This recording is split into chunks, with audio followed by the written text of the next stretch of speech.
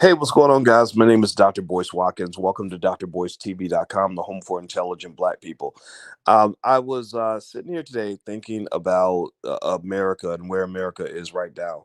America is under fire. Our democracy is under threat from both the left and the right. It's mostly the extremist elements that are causing all the chaos that's existing right now. And I read this story this morning about a real estate broker who named Jenna Ryan. Jenna Ryan is from Frisco, Texas, and she took pictures of herself standing on the walls of the Capitol or standing next to a window. You can see this picture on the screen. And Jenna, her story got my attention because she took a private jet to go join the MAGA protest that happened on the Capitol. You know, the protest where everybody stormed the White House and everything else, or stormed the Capitol building, not the White House. And she said this was the best day of my life. She talked about how great it was to be around working class people and to participate in really what can only be called a big gigantic real life version of the Jerry Springer show. It was hilarious, it was ridiculous, it was scary, it was crazy, it was all of that stuff. And I just saw this story that it just made me think about all of this is going on. And it just kind of made me wonder, where are we going as a country? What is this? What is this stuff? And so Jenna Ryan, out of Texas, the real estate broker, she claimed that she had traveled to the nation's capital for freedom, adding that God wanted us here today. Ryan later tweeted about the chaos, proudly admitting that she stormed the Capitol with a mob of fellow Trump loyalists. She also shared pictures posing beside smashed windows of the building. So what this really says to me is that this, first of all, she's going to get in trouble, right? And she's going to get charged probably with something treason or something like that. A lot of people going to prison. They're going to go to prison for a really long time. It's going to be a big mess for them. But it also says to me that there are people who see that chaos in Washington almost like a hillbilly version of Woodstock. Like 20 years from now, they'll be saying, were you there the day we stormed the Capitol? And it's interesting to observe because it's sort of having lots of fallout now. You're seeing that the real leaders of this country, the technology platforms, the real president of the United States might be Mark Zuckerberg, or the guy Jack Dorsey who runs Twitter, or the people who run Google. Those are the people who really run this country, because now they're starting to crack down. The first thing they did was they shut off President Trump's Twitter, which I don't care about Trump himself. Who cares? But it's really a bad precedent. It says that they now have the power of the media. They're doing what China is doing in their country, where they shut down free press. They shut down dissenting points of view. I don't care if you think that you're right. Everybody who shuts down dissent thinks that they're right. Everybody who squashes the opposition feels that they have the right to do that. Everybody who decides that somebody else doesn't have the right to talk always feels that they have the righteous obligation to do this. They whether they're acting on behalf of what God told them to do, like this crazy lady Jenna. And Jenna says God told her to go and rush the Capitol building. Or in the case of liberals, they're operating based on this idea, this liberal elitist idea that they know what the truth is, that they know what's right, what's wrong. When they talk about all this stuff with I don't know whether they're talking about something like the vaccine. Like, that's one example, right? There are many people who think the vaccine's fine, and then there are people who think that the vaccine is a problem. Both sides have a point. Both sides have a right to to share information, but they've decided that one group does not have the right to share information and the other group does. And I agree. Facebook is a private company. So private businesses, some would say they have the right to do whatever they want to do. That's true. So if that's the case, then maybe private businesses have the right to tell Black people you can't come in. Should a private business have that right? Should a private business have the right to tell gay people you can't eat here? Should private businesses have the right to decide who's going to frequent their establishment. I mean, if that's the precedent we're going to start, then fine. I mean, I don't have a problem with that. I actually voted libertarian in the election. I believe people have the right to do whatever the hell they want to do. Just don't try to stop me. Just don't, if you try to stop me, we're going to fight. We're going to fight it out. We're going to debate it out, whatever. But I do believe people should have liberty. I believe people should have freedom of expression. If your ideas are different from mine, I don't get threatened by that. I don't care if you disagree with me, because that just means we're gonna have to agree to disagree. And the thing about, and my friend Constance Carter also made a good point about Trump, that he has the power to incite riots. I agree, and that's why Trump is not presidential. Trump should not be in the White House. I think, and again, who cares what my opinion is? My opinion doesn't matter. I think what matters more is your opinion, because that's what you have to live with. But what I will say, kind of to add to that point, not to even debate with my good friend Constance, because Constance Carter, if y'all don't know her, she's a bad, bad black woman, so smart, and I just have so much admiration for you, Constance. But I will also say that all of our leaders have the power to incite riots, and many of our leaders have done that. You, I want to ask you a question. What's the difference between what you saw happening at the Capitol and what you saw happening this summer? This past week, you saw a bunch of hillbillies with Trump supporters climbing over the Capitol walls, busting through that building, making things real, but busting windows, throwing objects at cops, stuff like that. And people are saying, "Oh my God, this is terrible." Yeah, the cops should have shot that lady, right? That's what people are saying. Yeah, she deserved it. Those same people were cheering on these Antifa types who were burning down buildings, throwing bottles and rocks at the heads of police officers. And then when the cops responded and shot somebody, people are like, "Oh my God, it's terrible. It's so bad. How could you do that?" Well, I don't want to see nobody get shot. I don't want to see nobody get a rock thrown upside their head. I don't want to see nobody's buildings getting burned down. I'd like to see us act like grown-ups and find a way to compromise with each other. We've lost that. We've lost that. And just if you want to know the world according to Boyce, again, my opinion don't mean shit. I'm just one guy. I'm just one guy sharing a perspective. All this is planned. All this was planned by people outside the United States that want to see America go down. They know how crazy we are. They know what our weaknesses are. They know that we put more money into the pockets of rich people than we do the masses. They know that we are wimps who will shut down all of our whole entire economy, shut down everybody's job over a virus that has a 99.9% survival rate. They know that we fight like hell. They know about the racial divisions that have been left unaddressed by our Congress and by our leadership. They know that black people are pissed that Joe Biden sent 1 million black men to prison and that half the Negroes have forgiven him. They know that. They know about every little thing that divides us, and they are stoking the fires, and they're using social media to do it. Where do you think all those damn Russian bots are coming from? Have you ever been on my Instagram? My Instagram's right there. It's the real Boyce Watkins. Feel free to follow me if you want to. Has anybody ever been on my Instagram and seen how many fake bot accounts will respond to every single post I put on Instagram? They have infiltrated your country. Your enemy is both within and outside. Your enemy has infected your country like a virus, and they are doing everything they can to create as much division as possible. Do I believe that Trump is in bed with the Russians? Let's think about this. Donald Trump has done billion-dollar deals with Russians. Donald Trump was getting real estate deals done back when the Russian mob you had to co-sign on some of the deals in order for them to get done. He has been bailed out financially by the Russians. So, do I believe that Trump could be influenced by the Russians? Hell yeah. But let's look over at Joe Biden. Has anybody looked at little crackhead baby Joe Biden called Hunter Biden and all the millions of dollars Hunter Biden has made from people who openly paid money to get access to his father? I mean, are we just only going to notice truth when it's a Republican, or are we going to only notice truth when it's a Democrat? Your whole government's messed up, man. Your whole government's crazy. Did you know Mitch McConnell's wife was the transportation secretary under Donald Trump? Her last name was Chow. Also, Mitch McConnell's wife is the daughter of a very wealthy Chinese man who is worth $600 million. And Nancy Pelosi's husband is worth about $200 million.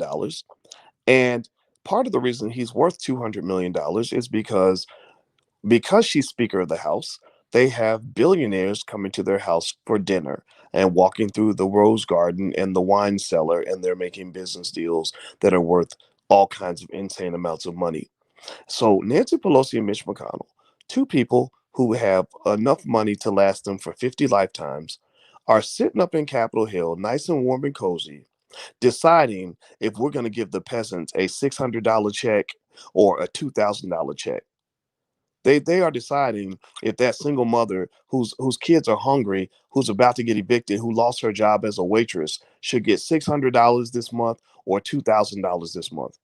And she's been sitting there for 6 months with the landlord banging down her door and is getting no protection at all from the government. You can watch all this happen where these multimillionaires are making life or death economic decisions for hundreds of millions of people. And you can't even understand for a second why somebody might want to go and bum rush them motherfuckers. Like you can't understand why for a minute that there are people out here that are very angry, that are hurting, that are gonna respond in whatever way they deem to be appropriate, whether it's burning down a Target and a Walmart in the summer of 2020 because you're mad and you're rolling with Black Lives Matter, or if you are a crazy Trump supporter who decides, you know what, we're about to climb that wall and I'm about to bust up in that Capitol and we're gonna make this extra real for y'all right now, so you know you're dealing with real people who have real lives out here. I'm not condoning any of the behavior that I saw this week. I'm not co-signing on that. I don't want to live in a country where you got to resolve disputes with violence. I don't. I just don't. You know, I understand war, but I prefer peace. I understand war, but I prefer peace. But the problem is that you have political leaders who have let you down. You have political leaders who have abandoned you. You have political leaders who are sitting there eating good and telling you to starve to death. That to me is a problem. The first people that should have had their paychecks cut should have been Congress. If you're gonna cut somebody's job working in a factory because you worried they're gonna catch a COVID, and they ain't even said to you, they ain't even asked you if you could cut their job. You just did it because you think you know what's best for them. That burns me up. I can't stand people who are out of touch, who think that they know what's best for people. How do you know what a mother needs to do to take care of her kids? How do you know what a man wants to do when it comes to taking care of his family? Who are you to make that decision? That is just insane to me. It bothers me. They're like, no, well, you could spread the virus and blah blah blah. No, I've looked at the data. You're not gonna die. 99.9% of you are going to survive. 99.9% of you, after this is over, are still going to have to pay the rent. 99.9% of you are still going to have to feed your kids. 99.9% of you are still going to have to find a way to make a living after this is over with. This virus is definitely real, but it is not the goddamn bubonic plague. The Black Plague killed half of Europe. That's what a pandemic. That's what a real heavy pandemic looks like. That's when you got to shut everything down, hide your wife, hide your kids, shut it all down now because everybody's going to die. That's what plagues look like. This was politics. This was plague politics. This was Nancy Pelosi saying back 6 months ago, you know what? If we starve people half to death and we kill their jobs and make them desperate, then they will have nobody to trust but the government. All they'll have is us. All they'll have is us, and we will get to come through and become the savior that solved the problem that we helped to create. It's the oldest game in the book, oldest trick in the book. Politicians do it, corporations do it. They create a problem and then present themselves as the solution. They're the grocery store that will sell you donuts in the front of the store and diabetes medication in the back of the store. They're making money when they reward you and they're making money when they punish you. But either way, at the end of the day, Nancy Pelosi is still worth $200 million. Now, what was Trump's game in this? What were the Republicans doing in this that really bothered me? Well, the Republicans, they don't truly care about the future of this country if they think that it makes sense to have a person holding on to office when it's time to go ahead and let go and let somebody else become president. Donald Trump does not want to be out of the White House, because when Donald Trump's get out of the White House, he's like the little kid. You ever see a little kid where the bullies chase him, and the bullies are chasing him, about to beat his ass because he did some horrible shit. He was talking shit all day at school, and he runs inside a store. And let's say he's inside the store, and the bullies are waiting outside to beat his ass. And they say, "You can't stay inside the store. You got to leave." And he's like, "Well, why can't I stay?" "Well, you got to get out. You can't stay in the store." Well, the reason he doesn't want to leave the store is because he knows that once he gets out of the store, they're gonna whoop his ass. So Donald Trump is basically a guy who's been able to use presidential protections and privilege to keep people from whooping his ass. When Donald Trump is no longer being protected with executive privilege and all this other nonsense that they give the president so they can get away with criminal behavior, he's going to jail. Letitia, what's her face? The New York Attorney General is lining up charge after charge after charge, and investigation after investigation after investigation that will send Donald Trump to prison, and they will probably take down a couple of his kids too. They are out for blood. That's why Donald Trump doesn't want to be out of the White House. It's not even as simple as him wanting to make money. He is making money from the office. They all do. That's the problem. All these politicians make money from their influence. Did you notice how much Barack Obama and Michelle Obama's net worth went up once they left the White House? Did you see that 14-20 million dollar house, or whatever, 14, 15, 20? I don't know. It's some gigantic mansion they just bought on Martha's Vineyard. It's beautiful, right? But everybody gets paid from their office, because the thing about your country is, and the reason that you have people on the radical left and the radical right storming the Capitol, busting out windows, burning down Walmarts, throwing bricks at the heads of police officers and all this other stuff, is because you have people in America who are gonna win no matter what.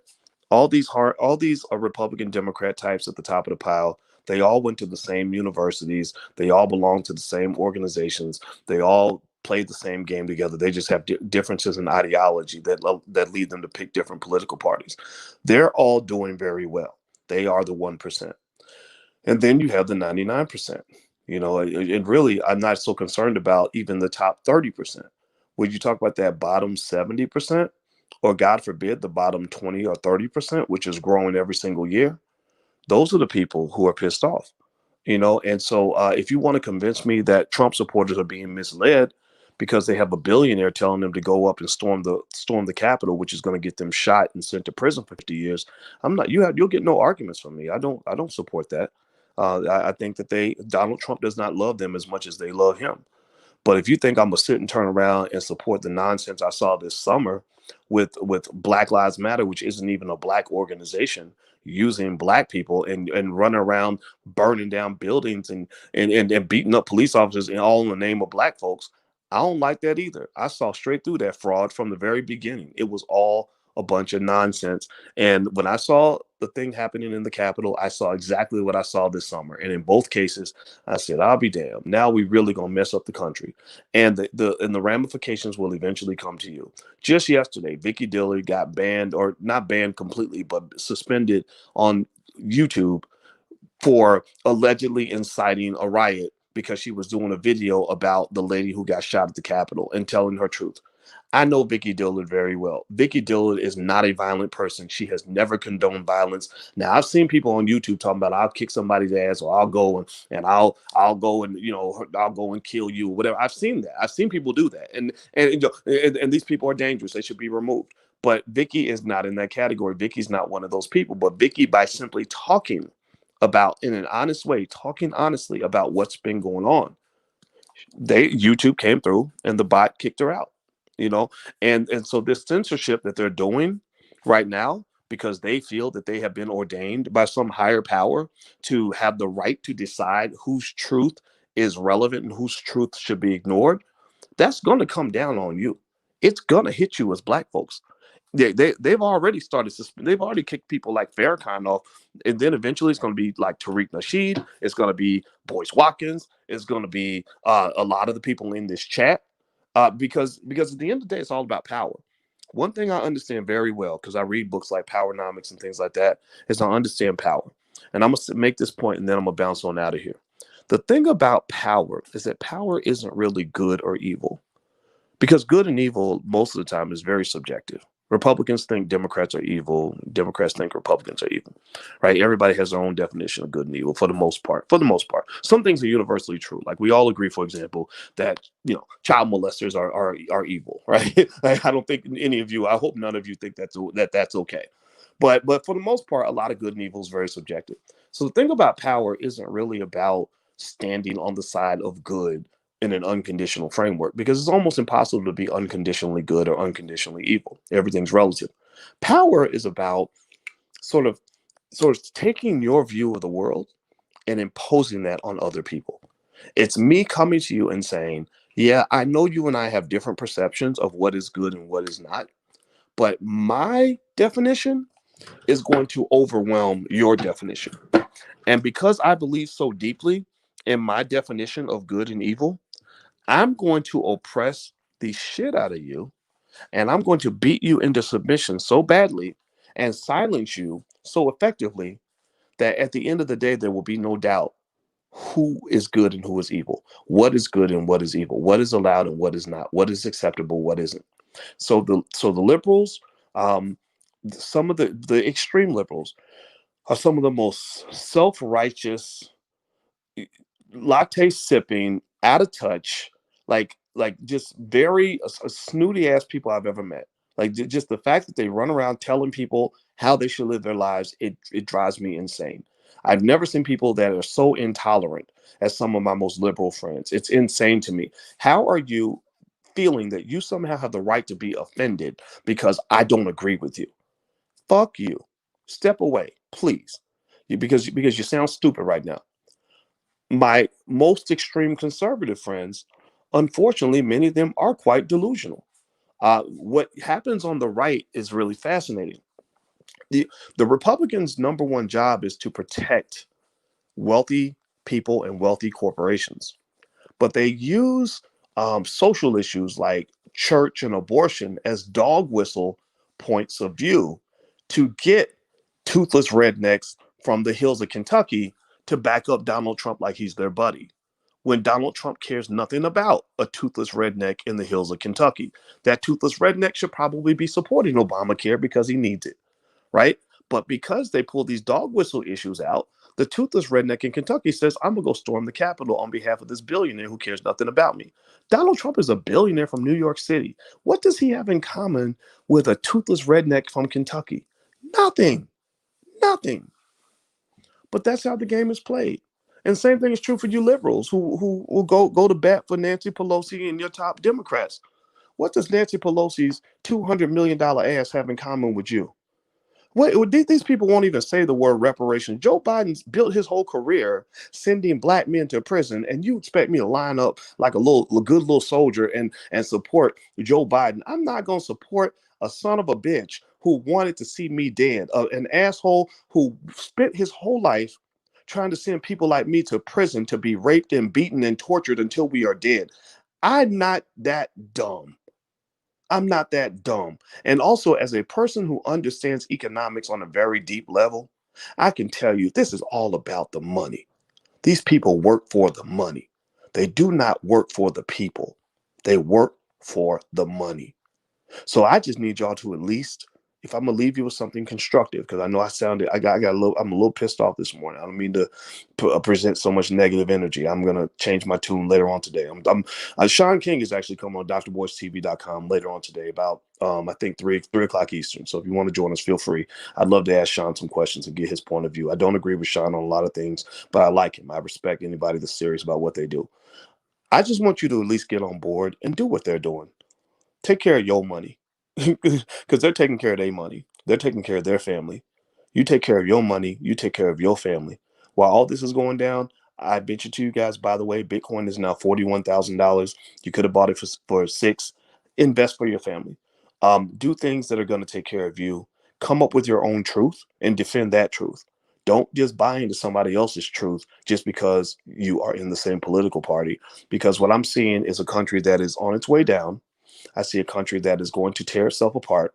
I see a country where half of the nation truly believes the other half of the nation is either ignorant or completely racist beyond redemption, or it's just filled with terrible people, or whatever. And that's, you're just not going to win. You can't win. America is not going to win. Whoever came up with the plan, I do believe China's connected to this. China's very smart. They're very strategic. They're more organized than you are. China moves in as one big gigantic footprint. They don't have all this division in China. The way they squash dissent, they kind of do what a lot of your liberals and Republicans are doing right now, which is squashing dissent. But whoever it is that's trying to destroy America, they have succeeded. Your country is on its way down. It's going to crash and burn. Why? Well, because everybody thinks they're right. Everybody feels that they have the right to finger wag. Everybody's a hypocrite.